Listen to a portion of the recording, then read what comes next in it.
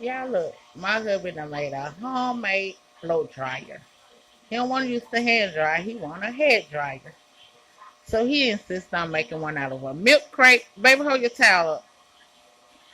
Look. Yeah, man. Come on, man. Nigga got to try to her, man. You heard? Nigga got to try to her, man. You heard? And if you like this, man, subscribe to the channel, man. You heard me? Hey, for real, thumbs up, man. Hey, man, ghetto style, man. Very ghetto.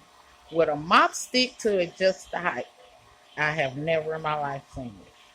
He gonna say, well, it's adjusted for kids too. A hand dryer made out of a milk crate to dry his hair. He don't want the hand dryer. He want a hair dryer.